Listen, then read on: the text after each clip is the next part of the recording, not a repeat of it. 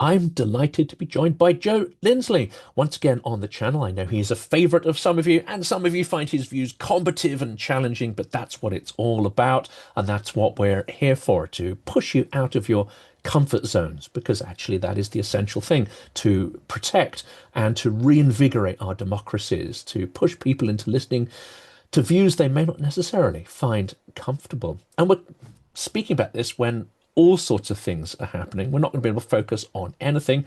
But let's start, Joe. One of the key things is you're about to leave Ukraine for the first time in over 4 years. You've got an extraordinary track record of reporting daily from Ukraine. And I won't say you're taking a little break because you're coming over to the UK to do stuff that's Ukraine related. But have you got a little bit of trepidation at the idea of leaving for the first time? Yeah, Jonathan, and I will see you in the UK, and perhaps we can maybe we'll even meet some of our loyal audiences while over there. Uh, of course, I mean, in some ways, I've been preparing for this moment for a while. After having been here every single day, not only in the full-scale war, but also in the pandemic. And that was an accident. I just happened to be here when the music stopped and travel shut down, and my past weeks of preparing for this trip. Sort of like my entire experience here has been flashing before my mind. I'm working on a story about, what I've learned in the war. And then, one sort of thing that has weighed on me is, I'm imagining crossing that border, have I learned, even personally, like how have I changed as a person? What does the war, and these are kind of questions that, for example, C.S. Lewis wrestled with in World War II and his radio broadcast. But, you've been through such a profound experience. What has it transformed you in a better way, and then and can I, what lessons can I take from what I've seen here to be an even more effective advocate for Ukrainian victory.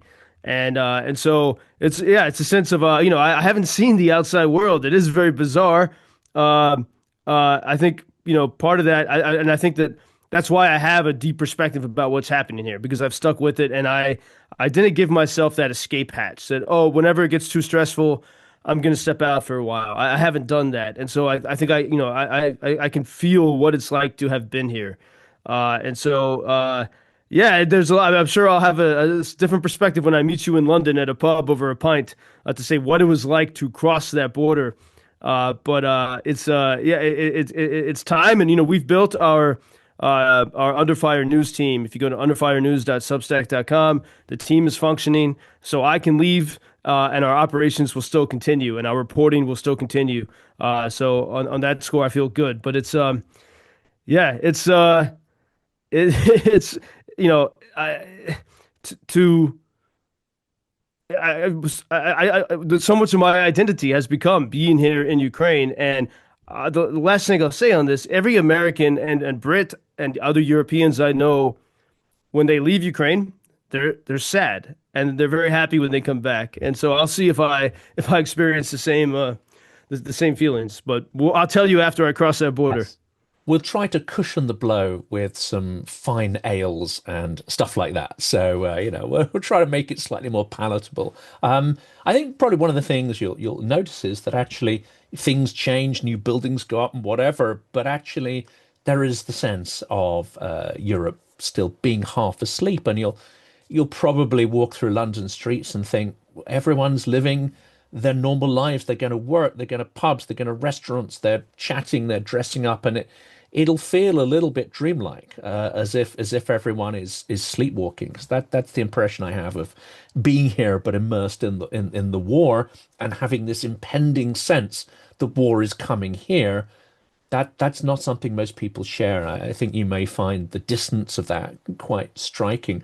But then London is probably no different to any other European capital in that manner. No different to New York, Washington, etc., where people don't have that sense of the impending proximity of the war that is playing out in Ukraine. Well, so much has gone on, and we have this fascinating transatlantic story, and the optics of it are quite extraordinary. Where King Charles, who I'm not sure, up until this point has necessarily defined himself and his role in the monarchy as being, particularly sharp or particularly different. He does his thing and whatever. But it seems that this moment has both propelled him to the fore and given us a sense of a certain sort of set of values and steel that he actually has. I mean, this has been a very good trip for him, I think, and it's raised his profile massively globally. But on the 250th anniversary of American democracy, where you guys kicked us out, quite rightly, I think, in order to try to develop a new concept of democracy and representation, the optics of the king coming and in a very pointed speech that was given uproarious applause, but a very pointed speech to come in and essentially, in a very subtle way, berate the congressman there and remind them of the values, the reasons you kicked us out. It was an extraordinary moment, but I'd love to get your take on it. I thought it was, I mean, it was probably the single most extraordinary speech that has ever happened in Congress. His mother spoke there, other heads of state now and then, but this was not just about who was speaking, it was about what he said. And I think it was absolutely perfectly executed. And it showed us, for years, especially with my time working in Washington, I studied political theory under some great, political theorists. And, the idea of the American experiment was that we as humans and in our, in the American society were advanced enough that we didn't need a father or a mother of the nation. And, that's a republic. But if you look at our presidents, the presidents, were expected to have some kind of element of kingship, above the fray, to elevate the discourse. And I mean that they're really we sort of treated our president kind of like a temporary monarch. In fact, John Adams wanted the president to be called His Elected Majesty, and so there always was this idea, and that the trappings of the presidency, the Hail to the Chief and all the Yeah. the march that they play. We've always sort of had this sort of a bit of a hero worship of the president, and Trump has changed that. And I think, in many ways, I've thought for, years that Trump is acting more like a prime minister, which is what a lot of Americans wanted. A president who would come in and, be the outwardly bare knuckle brawler to get stuff done on the claimed agenda. But in order to do that role really well, you also have to, it's very hard to put on the face as the father of the nation. Yeah. And I would say when King Charles was speaking to Congress, during those minutes that he was speaking, he was, and Jonathan, sorry, I don't know if I lost, the connection is okay now. Yeah. Yeah, it's During okay. those Yeah. moments, when, during those moments when King Charles was speaking, he was de facto the leader of America. Trump was, back in the White House, sort of on the sidelines. And and in the same way that, in your constitution in the UK, the king has this, sort of moral authority by his presence. That's what America had during that speech. And in fact, during the whole royal tour of the US, we had it. We were back in the Commonwealth in a real way. We were de facto being led by King Charles. And I think that showed us that there is, one of the weaknesses for all of our strengths in America of our system. We have great checks and balances, I think better than yours, but we lack this institution. The institution of the presidency is always torn between being a prime minister and being a temporary king, and this is and so you see that in this moment, America really needed that. And I would say, people, especially on the left, people took their sort of a more partisan analysis of what Charles was doing. I would not use the word berated. In fact, that's not what a father figure does. No, We've maybe it had was the enough wrong of word. Yeah, it was well, gentle well, reminder. but it was more deft than that. It was more deft, and it was the opposite of what we see in our increasingly nasty politics. But politics has been that way going back to the '90s or early, really always. And what he did, he wove together a narrative that both sides of the house could join in with. And I think he and his speechwriters really understood how like America is like a wounded animal or wounded children and who have lacked a father for a long time. And because even with our presidents, they're always partisan. So, if even and Obama could be very gracious, but half of the nation still didn't like them because of their policies, right? So it was always this kind of uncomfortability, and we were kind of crying out for this moment of kingship. And Charles knew he's what was missed in a lot of the sort of generic storytelling about this. He appealed to both sides of this divide very brilliantly. So, and America, we're so afraid of the mob. We're so afraid of not falling in with our side and our team. And so it's enough to say one word without a verb to make people emotional. So to the people on the left side of the house, to the Democrats, King Charles, he simply had to say the word nature and just say nature, and people go wild. They're so happy to hear a word that they like and they appreciate. He also did that for the right. And this was, he gave things to both sides. And that's why this was so extraordinary. He was above the political fray, but he was aware of it and wove it together. So to the right, he identified himself as a Christian king, very explicitly. And he went deeper because, JD Vance, thinks he's a theologian telling the Pope, what theology is. King Charles, who's the head of a Christian church, said that it is still the Easter season. It was 30 days after Easter. It's deep, only very people really religious would pay attention to that. The king said that. It's still the Easter season, the season that gives him hope, he said. And when he said that, the Republicans stood up and clapped for, almost several minutes. And it wasn't, that it was that profound. It's that but the same way the Democrats are clapping for nature. We are so wounded in our political discourse in America that to hear someone say one word without even explaining the idea either makes us very mad or makes us very happy. And a very instructive, and I think this is important for the story of Ukraine, which King Charles, he has cared about Ukraine. In 2014.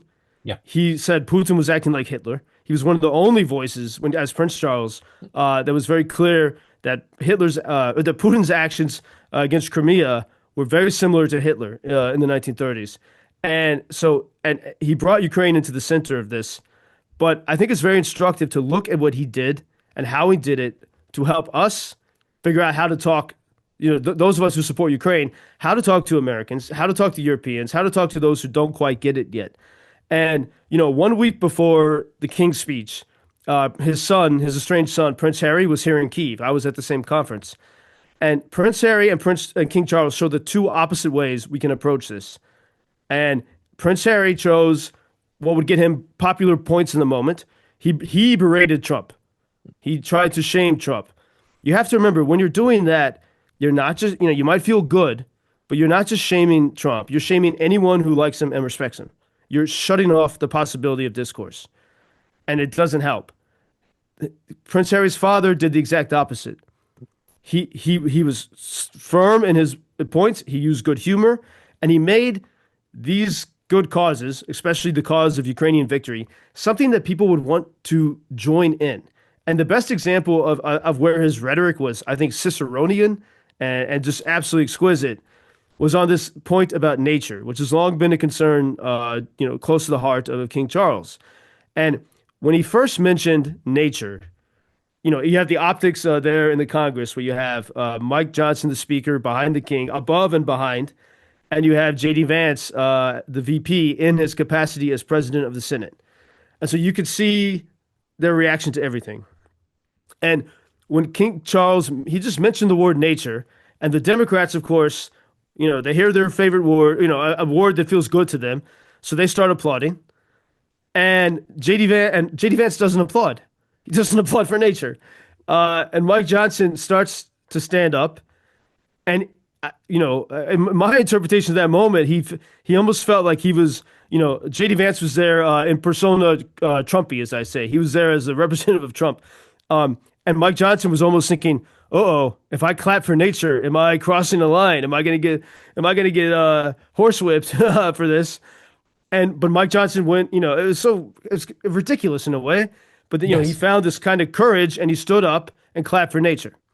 But you see that And in and JD that politicians. I mean, that just gets me about politicians per se, is, the need to put aside any individual just assessment of what's being said and put in front of them and laying it amongst their conscience. But essentially, what is my cue? What is my line? What is my strap line? Is this aligned with something? Does this not? It's purely abstracted and utterly devoid of any personal responsibility.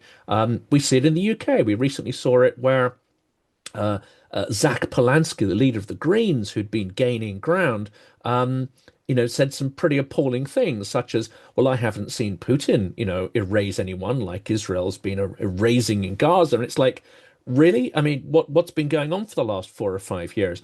And then there was their deputy spokesperson who has made strong statements on Ukraine before, so clearly understands what's going on. And then when she was pushed to comment on her leaders, suddenly she couldn't come out with what she knew to be the truth, what she knew to be morally right, because she's following a line. I mean, this is where politics, to my mind, is broken, is the deference, the compliance, and the utter, I'm sorry, cowardice. It is absolute moral cowardice and a total negation of any sense of moral responsibility. There, I've put it out there. Yeah, this we are stuck in this, and I think King Charles shows a way out of it, and we're stuck in it on across the board. I mean, the reason why Vance didn't clap, the reason why the Democrats applauded so rapidly and loudly for nature is because they see that as their buzzword about climate change and everything else, and that's exactly why JD Vance didn't clap for it. So everyone's in the same plane of communicational existence. Yeah. They're all looking But out for their but here's cues, aren't they? They're listening out for their little, yeah, the and little yeah, whistles, as it were. but here's where the king did something extraordinary. And I think every single other commentator missed this entirely. People focus on where J.D. Vance didn't clap for nature. That was the first time. The second time the king mentioned nature, J.D. Vance clapped. Everyone missed that. And to me, this is the most important thing because it shows what is possible. It shows that you can bring people with eloquence, with argument, to reason, and you can bring people to your side. And so if like a minute after this moment where JD Vance doesn't clap for nature, King Charles circles back to this idea, but he now couches, no pun intended, he now couches nature, sorry, he in terms of protecting security and prosperity. And when he did that, JD Vance stood up and applauded for nature. And that I encourage you to go back and watch that because the fact that Charles was giving these speeches, the fact that he communicated the way he did, the fact that he said, that we need to stand for the victory of the courageous Ukrainian people, which by the way, JD Vance did clap for that because the way the king phrased it, he made it such that you really could, if you didn't clap for that, you would look, as bad as Hitler. And that's importance of that's why this eloquence is so important. But the fact that the king made these efforts, that he made these efforts with Trump, I would encourage people not to look at, he was there to dig Trump. No, he's not that petty. He was there on a very important mission, and to bring people and to make people feel good about, supporting Ukraine, for example. And the fact that the king was doing this means that we also should not give up on reaching Americans. And I want everyone to remember this, because I sort of hear that all the time. Let's give up on reaching Trump and let's just, let the unbuckle your belt and just stop being disciplined. And let the floodgates of our own nastiness go. It's not the time for that. The war is not won. And the fact that the Russians are not giving up because they don't think they have the deal sealed yet. They really don't. And if you pay attention to the Russian propagandists, many Westerners are more confident that Trump is on Russian side than the Russians. The king, fortunately, realizes that the battle is not won or lost yet. We're still in it. And as an example, just yesterday or a couple of days ago, I think it was Trump on the Hugh Hewitt show. Hugh Hewitt is a conservative who has supported Ukraine. Trump, he said a lot of other stuff, and everyone wants to elevate the negative stuff.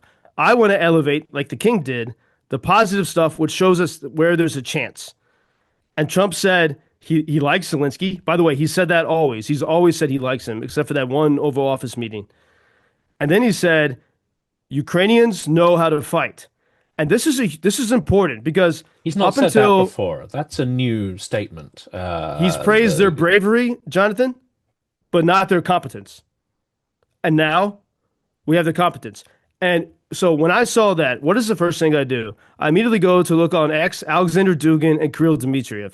I know that they're panicking. And they're saying, the rest of us are complacent. The enemy is saying, oh, there's an opening. How do we pull him back? And every single time they usually succeed. And that's where we have to be much smarter, like the king, to find ways to give oxygen to this.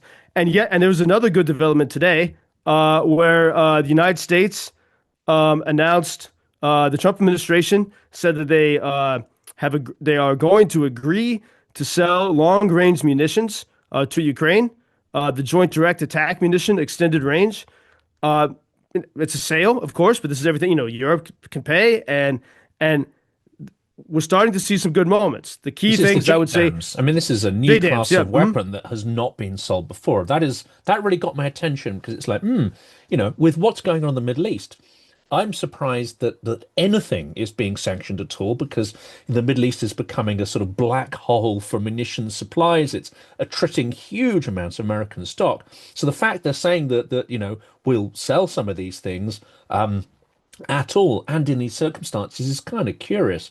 I want to ask Joe because it's quite clear that whenever President Trump says something that we might think needs to be factually checked, that doesn't align with reality, it almost always follows one of these lengthy calls he has with Putin. So we can join the dots and say, okay, well, Putin's got to him. Putin's manipulated him. You can feel the narratives being repeated, and it takes multiple conversations after that to kind of stop them and then partially reverse them. But I'm curious because I don't have an idea of the mechanisms by which that reversal's happening. And when he comes out and says this about Ukrainian effectiveness, he's not getting it from everyone in the administration because Vance certainly isn't feeding him that stuff because Vance seems to me absolutely opposed to Ukraine and anything to do with it. I doubt he's getting it from Hegseth. He's not getting it from Colby.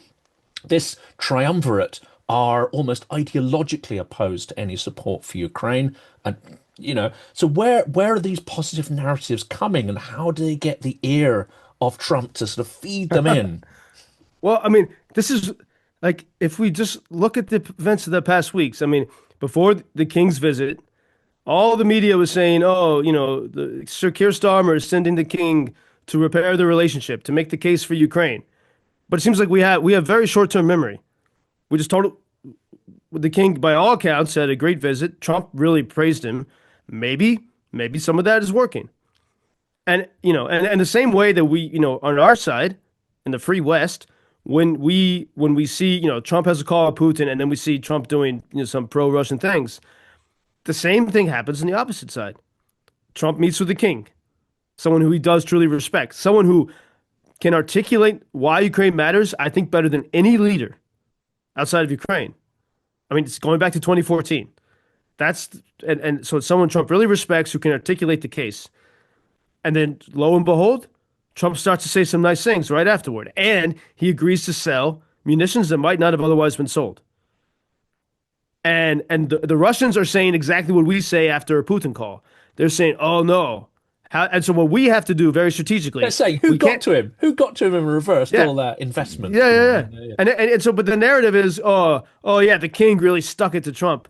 That's such a petty, unhelpful, and unstrategic way to look at it. That was not what the king, why would the king do that? Come on. And so we see the king, what he did, and we see results. And what we should do instead is saying, okay, well, there's a result. How do we continue? It's not over yet. How do we continue to amplify this? And, what I have seen, I was at several Miltech conferences last week, and it's the same old story. And this even, someone like Rubio in the administration who supports Ukraine, he and many other conservatives too, even Ben Shapiro and others, they know why Russia is bad and why Russia needs to be stopped. But they don't know about Ukraine. They don't know what Ukraine is. And this still has to be fixed. The king actually has, he hasn't been here, but he can articulate it well. Zelensky has started to do a sort of a deeper job on this. In fact, last week he said it's not drones that Ukraine offers, but this whole defense tech ecosystem. It's a people, it's a personnel, and so that story is being told a little bit better and better. But this is what so there's still like a covering over everything you and I know, Jonathan, and much of the audience about who Ukrainians are. So Trump realizes A, they're brave. Okay, good. Now they're very really good fighters, maybe the best in Europe and beyond. Okay, and the next step, oh wait, they love freedom better than anyone. And they're actually willing to defend it. Freedom and family and faith and everything that we claim that we love. And that's the next step to figure out. And I think one way, a creative way, this ridiculous May 9th Victory Day, Russia's like diabolical liturgy of war, which this is their ceremony in Red Square every May 9th. They say it's about World War II. It's really just about it's about their warlike demonic identity as a state, as Russia. And Russia is feeling, I mean, they're terrified that Ukrainians could disrupt it in somehow with drones, and which would reveal that the emperor has no clothes to the Russian people. And by the way, Russian people are because of the internet blackouts, it's very difficult for them to communicate. And people who could kind of pretend that the war wasn't happening, now they can't ignore it. And so there's increasing anger there. And that's why Putin so desperately wants to have a ceasefire on this day. And here's Ukraine's chance to show a bit more of what Ukraine is. My little idea is that I wish Ukraine would say, hey, you want a ceasefire on your holy day here. We want a ceasefire on Veshivanka Day, which is May 21st. And this is how Trump would play. You got to play it kind of aggressively and cheekily, realizing that you need to control the optics and say, you want a ceasefire because it's your special holiday. Well, we want a ceasefire on the day that celebrates a shirt that we wear. But then that gives you a chance to explain. All of a sudden, if the headlines say Ukraine demands ceasefire Veshivanka Day, all of a sudden everyone has to explain, wait a second, what is Veshivanka Day? That will become a news topic. And it drives it away from Russia's trying to force the topic on itself, as the perpetual victim, and on its past because it has no future. And by demanding a ceasefire, in this case on Veshivanka Day, Ukraine presents a chance to say, this is our culture, which is a culture deeply embedded in this what we call the will to be free. We have been fighting to keep our freedom for centuries against Russia and against others. And this day, we dress in our traditional costume because we still hold on to our roots. And this is a symbol of who we are and what we're fighting for. And if you play the game that way, instead of just saying, no, your ceasefire is ridiculous, you have to go leapfrog the enemy and do something more creative. And so I would hope that somehow people would start to push for a ceasefire on Veshivanka Day as a window in this, when we have a tiny moment of opening, even with Trump, to show what Ukraine truly is and to make this something that the West really wants to be part of. And Zelensky's, I think, played it quite strategically. He said, okay, you want those 2 days, your holy days, to be drone free. Okay, well, let's start now. Let's have the ceasefire right now. These are the days in which we won't attack you. And so far, these days have formed some of the most intense attacks that Russia has done. And I think Zelensky knows this, that Putin has some psychopathic tendencies. I call him a rational psychopath. He cannot give a concession without lashing out. So we know that if Ukraine were to leave his little Victory Day Tin Pot dictator parade alone, we know that Putin, if he held off hitting Ukraine for a couple of days, when that period is over, he would double, treble, quadruple the strikes. He's done it over and over and over again. The media unfortunately miss out. They don't spot the patterns and the repetitions. But that psychopathic behavior is understood by every Ukrainian who sits under these barrages. So I think Ukraine, I don't know what you feel, but I think Zelensky knows that's going to happen, and he's played it quite well. Okay, let's have a ceasefire right now. Oh, you've just hit us. You don't really want a ceasefire at all. What's going to happen on Victory Day then? Because Putin is looking more and more like the weak strongman. There are rumors doing the rounds, which some experts are saying, do you know what? This is all overblown.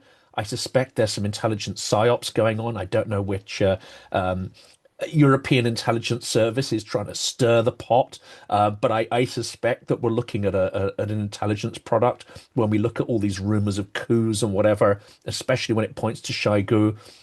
I've spoken to a couple of people who have deep connections into the Russian regime, and they say, do you know what?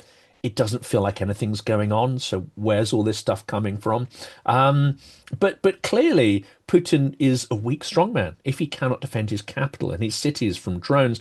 And many of these parades have been cancelled or downgraded. And of course, there's no tanks on Red Square. So in a way, Ukraine has already won. But will they strike on Victory Day?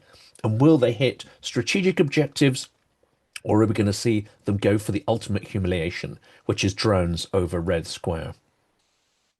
I mean, we can like the idea of drones over Red Square, even if it was non-lethal, some kind of clown dropping, of course we all would love to see that. I think that I have confidence in Ukraine's, as we saw with Operation Spider's Web, Ukraine's ability for complicated, secretive, long planned strategic maneuvers. This would be a good occasion for it. But one thing we all, even with the weaknesses we see within Russia, how many times have we heard Russia's collapsing since 2023 or so? We really always have to guard against complacency because It's every day, Joe, if you read certain, yeah. podcasts. I won't name the podcast, but I mean, and it doesn't, it misunderstands what, how Russia is already a mess. It's already a collapse, and but we also, I mean, like there have been plenty of times where Ukraine has, begun to have the upper hand. I think in particular, 2023, the fall of 2023, Ukraine was doing extremely well. I remember Independence Day, August 2023, and we were just feeling, hey, this is, the victory could be within sight. And when the Kursk incursion happened, and that was a moment for all of us to become more strategic, and for Washington to send more weapons, and instead people just sort of paused. They just reveled in the good news, but Putin didn't pause. He turned to North Korea. He scrambled. He was in a weak spot then, but he scrambled and he found ways to make himself temporarily stronger in order to get long-term stronger. And so and this is the same when we have, whether it's a good word from Trump or even a good action from Washington or the West, the Russians are going to find a way. They desperately want to win. They want Ukrainians gone and dead. They want the West to collapse. And if we ever forget for a second that we have to always remember we are up against one of the worst forces of evil that this planet has known. And they're always going to try to find an advantage. So we're not in the happy sunny fields yet, and we can never take that for granted. And that's why I think we really have to stay sharp and focused, and especially paying attention to how the Russian propaganda. That's one thing that people, who are listening, who don't have the ability to send weapons here. One thing that we can all do is pay close attention to what is making the Russian propaganda nervous. And when we see that says we need to double down on making, on pushing these arguments and getting these people to change their minds. And I think, and this is, if as so many American, I'll put it this way, John. Maybe this is the most helpful thing. When I was at the Kyiv Security Conference over a week ago, where Prince Harry spoke, I think in a very unhelpful way. A lot of the American, it was like it felt like half of Washington was here, and a lot of people. I think they're coming here because they all of a sudden smell opportunity, ching ching. I always cared about Ukraine. We haven't heard about you until the Middle East, until America's war on Iran. But there's goodwill people coming here too. But their knowledge of this is zero. There's people who come here, they don't know about fiber optic drones even, or they're still talking, saying lies about Azov. So we, in a way, we're in this moment where we have to go back to basics on saying what Ukraine, who Ukrainians are, what they're fighting for.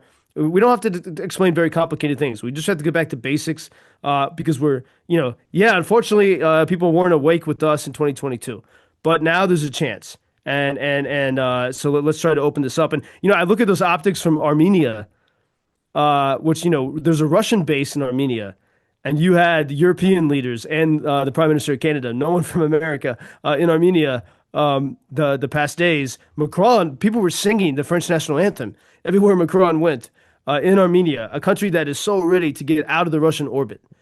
And so I think if we look at strategically this moment, we can say this is the moment where Ukraine, militarily and morally, can stand as the leader of the free world and help us all in Europe and in the U.S., where we all feel sort of, look at the U.S. Congress, we're hating each other. And what the king did is what Ukraine is doing, is saying, hey, let's let's weave together the things upon which we can agree, and let's find our higher purpose in this time. And if we can articulate that story well, I think that's our bulletproof defense against propaganda which seeks to tear us apart and make us absolutely ineffective. And that's what I hopefully we're both achieving and doing that, bringing people together from their disparate political bubbles and say, look, actually, we have more in common than what divides us. And our enemies would have us believe we have nothing in common. We cannot listen to them or we are destroyed. And the one lesson Ukrainians have learned, I think, is that those of disparate political persuasions, even some fairly extreme ones, can come together and they can coordinate and they can build trust and repel the invader. Joe, I'm massively looking forward to seeing you in London and especially taking you to my favourite boozer. We will perhaps tell people nearer the time for operational security where that is. But if you are near London or in London, we will potentially, publicize where we'll be if you want to come and catch up with us. For now, though, thank you and good luck with your travels. I hope you don't have too much of a culture shock in coming back to Western Europe.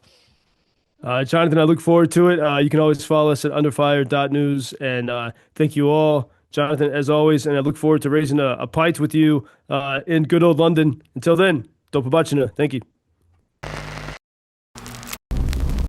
Let's unpack the book, The Dark Heart of Russia, because it helps to explain how we got to this point. It's edited by me, Jonathan Fink, the creator and host of the Silicon Curtain podcast. It's published this month by Gibson Square in London and is already available for order and delivery online, though officially the PR release will coincide with the Phantom Victory Day parade in Moscow on May the 9th. 30 interviews, 30 voices selected from over 1,000 interviews that have been conducted on this channel. And the lineup that we have put into this book reads like a who's who of the people Moscow would most like to silence.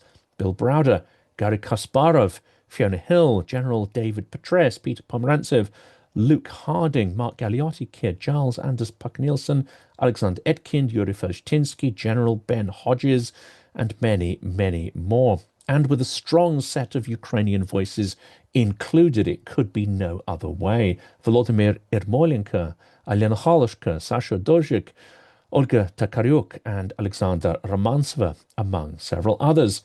And the timing is not accidental. We are releasing this book precisely as the Kremlin's central myth, the myth of Russian victory, Russian strength, Russian inevitability, is being shredded in real time. Ukraine matters, and I think this book matters, and our support for Ukraine is the only way of stopping Russian imperialism from its eternal outward expansion and the destruction that it brings in its wake.